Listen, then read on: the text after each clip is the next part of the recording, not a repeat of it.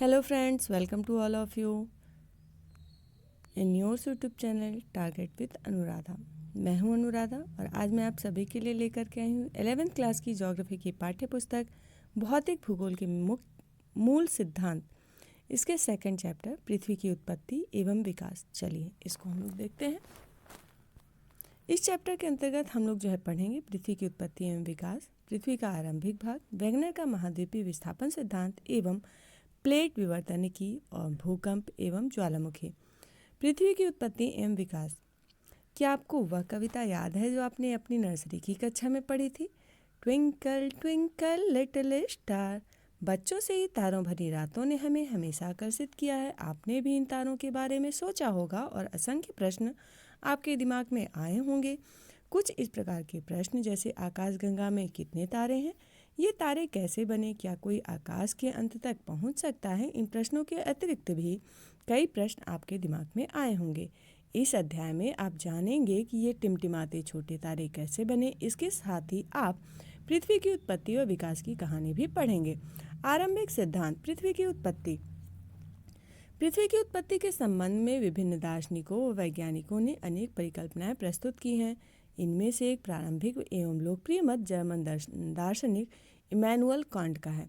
1796 ईस्वी में गणितज्ञ लाप्सेस ने इसका संशोधन प्रस्तुत किया, जो निहारिका परिकल्पना के नाम से जाना जाता है। इस परिकल्पना के अनुसार ग्रहों का निर्माण धीमी गति से घूमते हुए पदार्थों के बादल से हुआ, जो कि सूर्य की युवा अवस्था से संबंध है। बाद में 1900 ईस्वी में चेम्बरलेन और मोल्टन ने कहा कि ब्रह्मांड में एक अन्य भ्रमणशील तारा सूर्य के नज़दीक से गुजरा।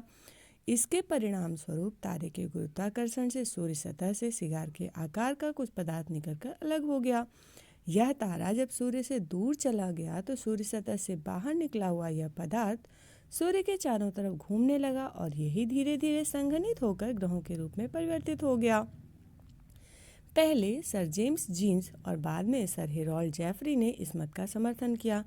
यद्यपि कुछ समय के बाद जो है के तर्क सूर्य के साथ एक और साथी तारे होने की बात मानने लगे। ये तर्क द्वैतारक सिद्धांत या बाइनरी थ्योरीज के नाम से जाने जाते हैं। 1950 ईस्वी में रूस के आटो श्मिट व जर्मनी के कॉल वाइजास्कर ने निहारिका परिकल्पना में कुछ संशोधन किया, जिसके विवरण भिन्न था। उनके विचार से सूर्य एक सौर निहारिका से घिरा हुआ था, जो मुख्यतः हाइड्रोजन, हीलियम और धूलिकणों से बनी थी। इन कणों के घर्षण व टकराने से एक चपटी तस्तरी के आकृति के बादल का निर्माण हुआ और अभिवृत्ति प्रक्रम द्वारा ग्रहों का निर्माण हुआ। अंततोगत्वा वैज्ञानिकों ने पृथ्वी या अन्य ग्रहों की ही नहीं वरन पूरे ब्रह्मांड की उत्पत्ति संबंधी समस्याओं को समझने का प्रयास किया। आधुनिक सिद्धांत। ब्रह्मांड की उत्पत्ति। आधुनिक समय में ब्रह्मांड की उत्पत्ति संबंधी सर्वमान्य सिद्धांत बिग बैंग सिद्धांत है। इसके विस्तारित ब्रह्मांड परिकल्पना भी कहा जाता है। 1920 ईस्वी में एडविन हब्बल ने प्रमाण दिए कि ब्रह्मांड का विस्तार हो रहा है। समय बीतने के साथ आकाश गंगाएं एक दूसरे से दूर हो रही हैं। आप प्रयोग कर जान सकते हैं कि ब्रह्मांड विस्तार का क्या अर्थ है।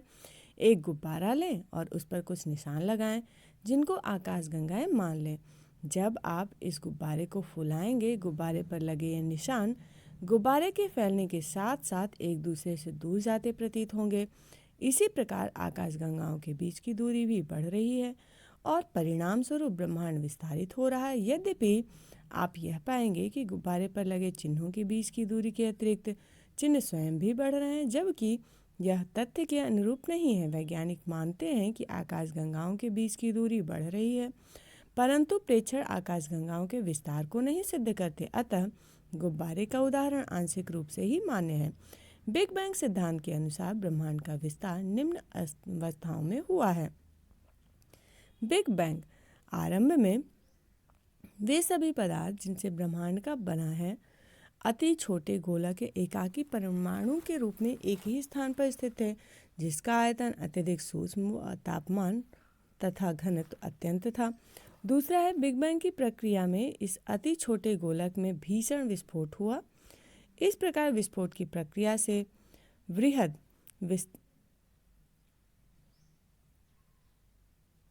इस प्रकार के विस्फोट की प्रक्रिया से वृहद विस्तार हुआ। वैज्ञानिकों का विश्वास है कि बिग बैंग की घटना आज से लगभग 13.7 अरब वर्षों पहले हुई। ब्रह्मांड का विस्तार आज भी जारी है। विस्तार के कारण कुछ ऊर्जा पदार्थ में परिवर्तित हो गई। विस्फोट के बाद 1 सेकंड के अल्पांश के अंतर्गत ही बृहद विस्तार हुआ। इसके बाद विस्तार की गति धीमी पड़ गई। बिग बैंग होने के आरंभिक 3 मिनट के अंतर्गत ही परमाणु का निर्माण हुआ। तीसरा है, बिग बैंग से 3 लाख वर्षों के दौरान तापमान 4500 डिग्री केल्विन तक गिर गया और परमाणुई पदार्थ का निर्माण हुआ। ब्रह्मांड पारदर्शी हो गया। ब्रह्मांड के विस्तार का अर्थ है आकाशगंगाओं के बीच की दूरी में विस्तार का होना। हॉयल ने इसका विकल्प स्थिर अवस्था संकल्पना या स्टीडी स्टेट कॉन्सेप्ट के नाम से प्रस्तुत किया। इस संकल्पना के अनुसार ब्रह्मांड किसी भी समय में एक ही जैसा रहा है। यद्यपि ब्रह्मांड के विस्तार संबंधी अनेक प्रमाणों के मिलने पर वैज्ञानिक समुदाय अब ब्रह्मांड विस्तार सिद्धांत के ही पक्षधर हैं। तारों का निर्माण। प्रारंभिक ब्रह्मांड में ऊर्जा व पदार्थ का वितरण समान नहीं था। घनत्व में आरंभिक भिन्नता से गुरुत्वाकर्षण बलों में भिन्नता आई, जिसके परिणाम स्वरूप पदार्थ का एकत्रण हुआ। यही एकत्रण आकाशगंगाओं के विकास का आधार बना। एक आकाशगंगा असंख्य तारों का समूह है। आकाशगंगाओं का विस्तार इतना अधिक होता है कि उनकी दूरी हजारों प्रकाश वर्षों में लाइट ईयर्स में मापी जाती है। एक अकेली आकाशगंगा का व्यास 80,000 से 1,50,000 प्रकाश वर्ष के बीच हो सकता है। एक आकाशगंगा के निर्माण की शुरुआत हाइड्रोजन गैस से बने विशाल बादल के संचयन से होती है, जिसे निहारिका कहा गया। क्रमशः इस बढ़ती हुई निहारिका में गैस के झुंड विकसित हुए। ये झुंड बढ़ते बढ़ते घने गैसीय पिंड बने, जिनसे तारों का निर्माण आरंभ हुआ। ऐसा विश्वास किया जाता है कि तारों का निर्माण लगभग 5 से 6 अरब वर्षों पहले हुआ। प्रकाश वर्ष समय का नहीं वरन दूरी का माप है। प्रकाश की गति 3 लाख किलोमीटर प्रति सेकंड है। विचारणीय है कि एक साल में प्रकाश जितनी दूरी तय करेगा वह एक प्रकाश वर्ष होगा। यह होता है 9.46 × 10⁻12 किलोमीटर के बराबर। पृथ्वी व सूर्य की औसत दूरी 15,95,98,000 किलोमीटर है। प्रकाश वर्ष के संदर्भ में यह प्रकाश वर्ष का केवल 8.311 है। ग्रहों का निर्माण। ग्रहों के विकास की निम्नलिखित अवस्थाएं मानी जाती हैं। पहला है, तारे निहारिका के अंतर गैस के गुंधित झुंड हैं। इन गुंधित झुंडों में गुरुत्वाकर्षण बल से गैसीय बादल में क्रोट का निर्माण हुआ और इस गैसीय क्रोट के चारों तरफ गैस व धूल कणों से घूमती हुई तस्तरी विकसित हुई। दूसरा है, अगली अवस्था में गैसीय बादल का संघनन आरंभ हुआ और क्रोट को ढकने वाला पदार्थ छोटे गोलों के रूप में विकसित हुआ। ये छोटे गोले संसंजन अणुओं में पारस्परिक आकर्षण प्रक्रिया द्वारा ग्रहाणुओं या प्लैनेटेसिमल्स में विकसित हुए। संघट्ट या कोलाइजन प्रक्रिया के द्वारा बड़े पिंड बनने शुरू हुए और गुरुत्वाकर्षण बल के परिणाम स्वरूप ये आपस में जुड़ गए। छोटे पिंडों की अधिक संख्या ही ग्रहाणु हैं। अंतिम अवस्था में इन अनेक छोटे ग्रहाणुओं के सहवर्धित होने पर कुछ बड़े पिंड ग्रहों के रूप में बने। सौर मंडल। हमारे सौर मंडल में 8 ग्रह हैं। निहारिका को सौर मंडल का जनक माना जाता है। उसके ध्वस्त होने व क्रोड के बनने की शुरुआत लगभग 5 से 5.6 अरब वर्षों पहले हुई। ग्रह लगभग 4.6 से 4.56 अरब वर्षों पहले बने। हमारे सौर मंडल में सूर्य, जो कि एक तारा है, 8 ग्रह, 63 उपग्रह, लाखों छोटे पिंड जैसे क्षुद्र ग्रह, ग्रहों के टुकड़े, धूमकेतु एवं बृहद मात्रा में धूलिकण व गैस हैं। इन 8 ग्रहों में बुध, शुक्र, पृथ्वी व मंगल भीतरी ग्रह या इनर प्लैनेट्स कहलाते हैं, क्योंकि ये सूर्य व क्षुद्र ग्रहों की पट्टी के बीच स्थित हैं। अन्य 4 ग्रह बाहरी ग्रह या आउटर प्लैनेट कहलाते हैं। पहले 4 ग्रह पार्थिव या टेरेस्ट्रियल ग्रह भी कहे जाते हैं। इसका अर्थ है कि ये ग्रह पृथ्वी की भांति ही सैलों और धातुओं से बने हैं और अपेक्षाकृत अधिक घनत्व वाले ग्रह हैं। अन्य 4 ग्रह गैस के बने विशाल ग्रह या जोवियन ग्रह कहलाते हैं। जोवियन का अर्थ है बृहस्पति या जुपिटर की तरह। इनमें से अधिकतर पार्थिव ग्रहों से विशाल हैं और हाइड्रोजन व हीलियम से बना सघन वायुमंडल है। सभी ग्रहों का निर्माण लगभग 4.6 अरब वर्षों पहले ही के समय में हुआ। अभी तक प्लूटो भी एक ग्रह माना जाता था, परंतु अंतर्राष्ट्रीय खगोलीय संगठन ने अपनी बैठक जो कि अगस्त 2006 में हुई थी, उसमें यह निर्णय किया कि कुछ समय पहले खोजे गए अन्य खगोलीय पिंड जो कि 2003 यूबी 313 तथा प्लूटो बौने ग्रह कहे जा सकते हैं। हमारे सौर मंडल से संबंधित कुछ तथ्य सारणी में दिए गए हैं। भीतरी ग्रह पार्थिव हैं जबकि दूसरे ज़्यादातर ग्रह गैसीय हैं। ऐसा क्यों? पार्थिव व जोवियन ग्रहों में अंतर निम्न परिस्थितियों के फलस्वरूप हो सकता है। भूवैज्ञानिक काल परिकल्पना। यहाँ पे एक सारणी दी हुई है जिसमें कि दूरी जो बुध की है वह 0.387, शुक्र की जो दूरी है वह है 0.723, पृथ्वी की दूरी है 1.000, मंगल की है 1.524, बृहस्पति की 5.203 और शनि की है 9.539 और यूरेनस की है 19.182 और नेपच्यून की है 30.058। और घनत्व अगर डेंसिटी की बात करें तो बुध का जो घनत्व है वो है 5.44, शुक्र का है 5.245 और पृथ्वी का घनत्व है 5.517, मंगल का घनत्व है 3.945, बृहस्पति का घनत्व है 1.33, शनि का है 0.70 और यूरेनस का घनत्व है 1.17 और नेपच्यून का जो घनत्व है वो है 1.66। अर्धव्यास अंक की बात अगर करें तो बुध का है 0.383, शुक्र का है 0.949, पृथ्वी का है 1.000, मंगल का है 0.533, बृहस्पति का है 11.19 और शनि का है 9.460, यूरेनस का है 4.11 और नेपच्यून का 3.88। उपग्रह बुध के जो हैं 0 हैं, शुक्र के भी 0 हैं, पृथ्वी का 1 उपग्रह है, मंगल के 2 उपग्रह हैं, बृहस्पति के लगभग 53 उपग्रह हैं और शनि का भी लगभग 53 उपग्रह है, यूरेनस के लगभग 27 उपग्रह हैं और नेपच्यून के 13 उपग्रह हैं। तो जो पार्थिव व जोवियन ग्रहों में अंतर है जो कि निम्न परिस्थितियों के परिणाम स्वरूप हो सकता है, चलिए अब उसको देख लेते हैं हम लोग। पार्थिव ग्रह जो होते हैं जनक तारे के बहुत समीप बने, जहां अत्यधिक तापमान के कारण गैसें संघनित नहीं हो पाई और घनीभूत भी न हो सकी। जोवियन ग्रहों की रचना अपेक्षाकृत अधिक दूरी पर हुई है। सौर वायु सूर्य के नज़दीक ज़्यादा शक्तिशाली थी, अतः पार्थिव ग्रहों से ज़्यादा मात्रा में गैस व धूल कर जो है ले गई। सौर पवन इतनी शक्तिशाली न होने के कारण जोवियन ग्रहों से गैसों को नहीं हटा पाए। तीसरा है पार्थिव ग्रहों के छोटे होने से इनकी गुरुत्वाकर्षण शक्ति भी कम रही, जिसके परिणाम स्वरूप इनसे निकली हुई गैस इन पर रुक नहीं सकी। चंद्रमा। चंद्रमा पृथ्वी का अकेला प्राकृतिक उपग्रह। पृथ्वी की तरह चंद्रमा की उत्पत्ति संबंधी मत प्रस्तुत किए गए हैं। सन 1838 ईस्वी में सर जॉर्ज डार्विन ने सुझाया कि प्रारंभ में पृथ्वी चंद्रमा तेजी से घूमते एक पिंड ही थे। यह पूरा पिंड डंबल या बीच से पतला व किनारों से मोटा की आकृति में परिवर्तित हुआ और अंततोगत्वा टूट गया, जिसके परिणाम स्वरूप चंद्रमा का निर्माण उसी पदार्थ से हुआ जहां आज प्रशांत महासागर एक गर्त के रूप में मौजूद है। यद्यपि वर्तमान समय के वैज्ञानिक इनमें से किसी भी व्याख्या को स्वीकार नहीं करते। ऐसा विश्वास किया जाता है कि पृथ्वी के उपग्रह के रूप में चंद्रमा की उत्पत्ति एक बड़े टकराव या जाइंट इम्पैक्ट का नतीजा है, जिसे द बिग स्प्लैट कहा जाता है। ऐसा मानना है कि पृथ्वी के बनने के कुछ समय बाद ही मंगल ग्रह के लगभग 1 से 3 गुना बड़े आकार का पिंड पृथ्वी से टकराए। इस टकराव से पृथ्वी का एक हिस्सा टूटकर अंतरिक्ष में बिखर गया। टकराव से अलग हुआ यह पदार्थ फिर पृथ्वी के कक्ष में ही घूमने लगा और क्रमशः आज का चंद्रमा बना। यह घटना या चंद्रमा की उत्पत्ति लगभग 4.44 अरब वर्षों पहले हुई। पृथ्वी का उद्भव। क्या आप जानते हैं कि प्रारंभ में पृथ्वी चट्टानी, गर्म और वीरान ग्रह थी, जिसका वायुमंडल विरल था, जो हाइड्रोजन व हीलियम से बना था।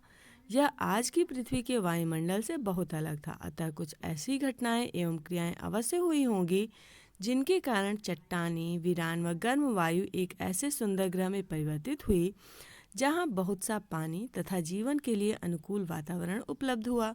अगले कुछ भागों में आप पढ़ेंगे कि आज से 460 करोड़ सालों के दौरान इस ग्रह पर जीवन का विकास कैसे हुआ। पृथ्वी की संरचना परतदार है। वायुमंडल की बाहरी छोर से पृथ्वी के क्रोड़ तक जो पदार्थ हैं वे एक समान नहीं है। वायुमंडलीय पदार्थ का घनत्व सबसे कम है। पृथ्वी की सतह से इसके भीतरी भाग तक अनेक मंडल हैं और हर एक भाग के पदार्थ ही अलग विशेषताएं हैं। पृथ्वी की परतदार संरचना कैसे विकसित हुई? स्थल मंडल का विकास। ग्रहाणु व दूसरे खगोलीय पिंड ज्यादातर एक जैसे ही घने व हल्के पदार्थों के मिश्रण से बने हैं। उल्काओं के अध्ययन से हमें यह बात पता चलता है कि बहुत से ग्रहाणुओं के इकट्ठा होने से ग्रह बने। पृथ्वी की रचना भी इसी प्रक्रम के अनुरूप हुई है। जब पदार्थ गुरुत्व के कारण संहत हुआ तो उन इकट्ठा होते पिंडों ने पदार्थों को प्रभावित किया। इससे अत्यधिक ऊष्मा उत्पन्न हुई। यह क्रिया जारी रही और उत्पन्न ताप से पदार्थ पिघलने या गलने लगा। ऐसा पृथ्वी की उत्पत्ति के दौरान और उत्पत्ति के तुरंत बाद हुआ। अत्यधिक ताप के कारण पृथ्वी आंशिक रूप से द्रव अवस्था में रह गई और तापमान की अधिकता के कारण ही हल्के और भारी घनत्व के मिश्रण वाले पदार्थ घनत्व के अंतर के कारण अलग होना शुरू हुए। इसी अलगाव से भारी पदार्थ जैसे लोहा पृथ्वी के केंद्र में चले गए और हल्के पदार्थ पृथ्वी की सतह या ऊपरी भाग की तरफ आ गए। समय के साथ यह और ठंडे हुए और ठोस रूप में परिवर्तित होकर छोटे आकार के हो गए। अंततोगत्वा ये पृथ्वी की भूपट्टी के रूप में विकसित हुए। हल्के व भारी घनत्व वाले पदार्थों के पृथक होने की इस प्रक्रिया को विभेदन या डिफरेंशिएशन कहा जाता है। चंद्रमा की उत्पत्ति के दौरान भीषण संघट्ट या जाइंट इम्पैक्ट के कारण पृथ्वी का तापमान पुनः बढ़ा और फिर ऊर्जा उत्पन्न हुई और यह विभेदन का दूसरा चरण था। विभेदन की इस प्रक्रिया द्वारा पृथ्वी का पदार्थ अनेक परतों से अलग हो गया। पृथ्वी के धरातल से क्रोड तक कई परतें पाई जाती हैं, जैसे पपरटी या क्रस्ट, प्रावार मेंटल, बाह्य कोर आउटर कोर और आंतरिक कोर इनर कोर। पृथ्वी की ऊपरी भाग से आंतरिक भाग तक पदार्थ का घनत्व बढ़ता है। हर परत की विशेषताओं का विस्तार पूर्वक अध्ययन हम इस अगले अध्याय में करेंगे। वायुमंडल व जलमंडल का विकास। पृथ्वी के वायुमंडल की वर्तमान संरचना में नाइट्रोजन व ऑक्सीजन के प्रमुख योगदान है। वायुमंडल की संरचना व संगठन 8वें अध्याय में बताई गई है। वर्तमान वायुमंडल के विकास की 3 अवस्थाएं हैं। इसकी पहली अवस्था में आदिकालिक वायुमंडलीय गैसों का ह्रास है। दूसरी अवस्था में पृथ्वी के भीतर से निकली भाप व जलवाष्प से वायुमंडल के विकास में सहयोग किया। अंत में वायुमंडल की संरचना को जैवमंडल के प्रकाश संश्लेषण प्रक्रिया फोटोसिंथेसिस में संशोधित किया। प्रारंभिक वायुमंडल जिसमें हाइड्रोजन व हीलियम की अधिकता थी, सौर पवन के कारण पृथ्वी से दूर हो गया। ऐसा केवल पृथ्वी पर ही नहीं वरन सभी पार्थिव ग्रहों पर हुआ, अर्थात सभी पार्थिव ग्रहों से सौर पवन के प्रभाव के कारण आदिकालिक वायुमंडल या तो दूर धकेल दिया गया या समाप्त हो गया। यह वायुमंडल के विकास की पहली अवस्था थी। पृथ्वी के ठंडा होने और विभेदन के दौरान पृथ्वी के अंदरूनी भाग से बहुत सी गैसें व जलवाष्प बाहर निकले। आज के वायुमंडल का उद्भव हुआ। आरंभ में वायुमंडल में जलवाष्प, नाइट्रोजन, कार्बन डाइऑक्साइड, मीथेन व अमोनिया अधिक मात्रा में और स्वतंत्र ऑक्सीजन बहुत कम थी। वह प्रक्रिया जिससे पृथ्वी के भीतरी भाग से गैसें धरती पर आई, इसे गैस उत्सर्जन या डिजेशन कहा जाता है। लगातार ज्वालामुखी विस्फोट से वायुमंडल में जलवाष्प व गैस बढ़ने लगी। पृथ्वी के ठंडा होने के साथ साथ जलवाष्प का संघनन शुरू हो गया। वायुमंडल में उपस्थित कार्बन डाइऑक्साइड के वर्षा के पानी में घुलने से तापमान में और अधिक गिरावट आई। फलस्वरूप अधिक संघनन व अत्यधिक वर्षा हुई। पृथ्वी के धरातल पर वर्षा का जल गर्तों में इकट्ठा होने लगा, जिससे महासागर बने। पृथ्वी पर उपस्थित महासागर पृथ्वी की उत्पत्ति से लगभग 50 करोड़ सालों के अंतर्गत बने। इससे हमें यह पता चलता है कि महासागर 400 करोड़ साल पुराने हैं। लगभग 380 करोड़ साल पहले जीवन का विकास आरंभ हुआ। यद्यपि लगभग 250 से 300 करोड़ साल पहले प्रकाश संश्लेषण प्रक्रिया विकसित हुई। लंबे समय तक जीवन केवल महासागरों तक सीमित रहा। प्रकाश संश्लेषण की प्रक्रिया द्वारा ऑक्सीजन में बढ़ोतरी महासागरों की देन है। धीरे धीरे महासागर ऑक्सीजन से संतृप्त हो गए और वायुमंडल में ऑक्सीजन की मात्रा 200 करोड़ वर्ष पूर्व पूर्ण रूप से भर गई। जीवन की उत्पत्ति। पृथ्वी की उत्पत्ति का अंतिम चरण जीवन की उत्पत्ति व विकास से संबंधित है। निसंदेह पृथ्वी का आरंभिक वायुमंडल जीवन के विकास के अनुकूल नहीं था। आधुनिक वैज्ञानिक जीवन की उत्पत्ति को एक तरह की रासायनिक प्रक्रिया बताते हैं जिससे पहले जटिल जैव या कार्बनिक अणु कॉम्प्लेक्स ऑर्गेनिक मॉलिक्यूल बने, उनका समूहन हुआ। यह समूहन ऐसा था जो अपने आप को दोहराता था, पुनः बनने में सक्षम था और निर्जीव पदार्थ को जीवित तत्वों में परिवर्तित कर सका। हमारे ग्रह पर जीवन के चिन्ह अलग अलग समय की चट्टानों में पाए जाने वाले जीवाश्म के रूप में हैं।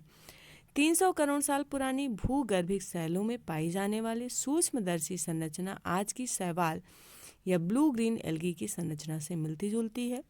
यह कल्पना की जा सकती है कि इससे पहले समय में साधारण संरचना वाली शैवाल रही होगी। यह माना जाता है कि जीवन का विकास लगभग 380 करोड़ वर्ष पहले आरंभ हुआ।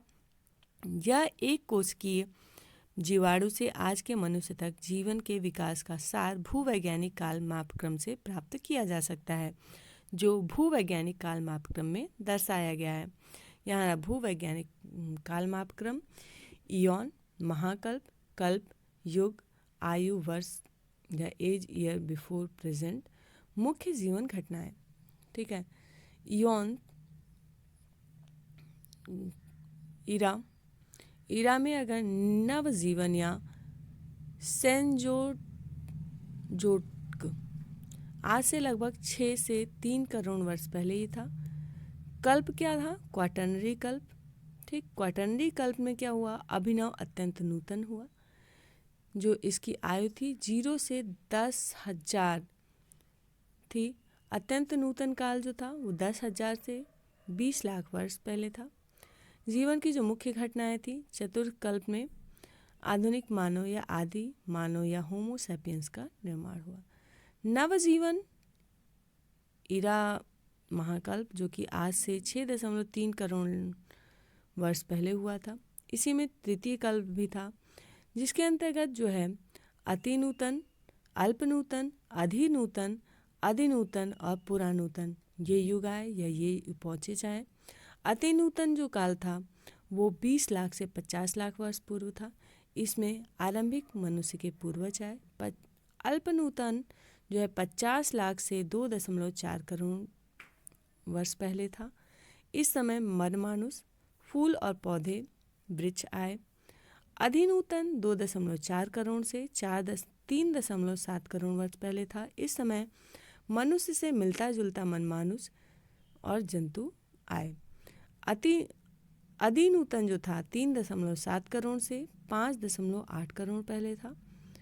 इस समय खरगोश या रैबिट्स आए। 5.7 करोड़ से 6.5 करोड़ वर्ष पहले छोटे स्तनपायी चूहे आदि आए। मध्यजीवी या मेसोजोइक जो काल था, जो इरा था, उस समय को क्रिटेशियस, जुरासिक और ट्रियासिक इपोचेज में बांटा गया है, पीरियड्स में बांटा गया है। ठीक है। क्रिटेशियस युग जो था वो 6.5 करोड़ से 14.4 करोड़ वर्ष पहले था। इस समय क्रिटेशियस युग में डायनासोर का विलुप्त होना एक प्रमुख घटना थी। 14.4 से 20.8 करोड़ वर्ष पहले जुरासिक युग था। इस समय डायनासोर का युग कहा जाता है। ट्रायासिक जो पीरियड था वो था 20.8 से 24.5 करोड़ वर्ष पहले। इस समय मेढक व समुद्री कछुआ उत्पन्न हुए थे। ये एक प्रमुख घटना थी। जो इरा था पूरा जीव, ये लगभग 24.5 करोड़ वर्ष पहले था। इसको जो है पर्मियन, कार्बोनिफेरस, डिवोनियन, प्रवालवधी, सिलरियस, आर्डोविशियन और कैम्ब्रियन पीरियड्स में बांटा गया है। पर्मियन जो है 24.5 करोड़ से 28.6 वर्ष पहले था। इस वक्त रेंगने वाले जीवों की अधिकता थी। जल और स्थलचर जीव आए। कार्बोनिफेरस युग में जो है, जो कि 28.6 से 36.3 0 करोड़ वर्ष पहले आया। इस समय रेंगने वाले जीव जंतु रीढ़ की हड्डी वाले पहले जीव उत्पन्न हुए। डिवोनियन पीरियड जो कि 36.0 से 40.8 करोड़ वर्ष पहले था। इस समय स्थल व जल पर रहने वाले जीवों का विकास हुआ। प्रवालवधि या सिलेरियन पीरियड 40.8 करोड़ से 43.8 करोड़ वर्ष पहले था। इस समय स्थल पर जीव के प्रथम चिन्ह जैसे कि पौधे उत्पन्न हुए। आर्डोविशियन पीरियड 43.8 से 50.5 करोड़ वर्ष पहले था। इसमें पहली मछली उत्पन्न हुई। कैम्ब्रियन पीरियड 50.5 से 57.0 करोड़ वर्ष पहले था। इस वक्त स्थल पर कोई जीवन नहीं था। जल में बिना रीढ़ की हड्डी वाले जीव रहते थे। प्रोटीरोजोइक को जो है आदिकल्प हेडेन में डिवाइड किया गया है, जो कि पूर्व कैम्ब्रियन युग था। 57 करोड़ से 4 अरब 80 करोड़ वर्ष पहले ये था। ठीक है, इसका जो पीरियड था वो 57 करोड़ से 2 अरब 50 करोड़ वर्ष पहले था, जिसमें कि कई जोड़ों वाले जीव उत्पन्न हुए थे। 2.5 अरब से 3.8 अरब वर्ष पहले ब्लू ग्रीन शैवाल एक कोश की जीवाणुओं का विकास हुआ था। 3.8 अरब से 4.8 अरब वर्ष पहले जो है महाद्वीप व महासागरों का निर्माण हुआ। महासागरों व वायुमंडल में कार्बन डाइऑक्साइड की अधिकता थी। तारों की उत्पत्ति जो थी वो 5 अरब से 13.7 वर्ष पहले हुई थी। 5 अरब वर्ष पहले सूर्य की उत्पत्ति हुई। 12 अरब वर्ष पहले ब्रह्मांड की उत्पत्ति हुई थी। तो फ्रेंड्स, आज के लिए बस इतना ही। आई होप आपको वीडियो पसंद आया होगा। पसंद आया तो लाइक करिएगा और शेयर करिएगा। Thanks for watching. Bye bye.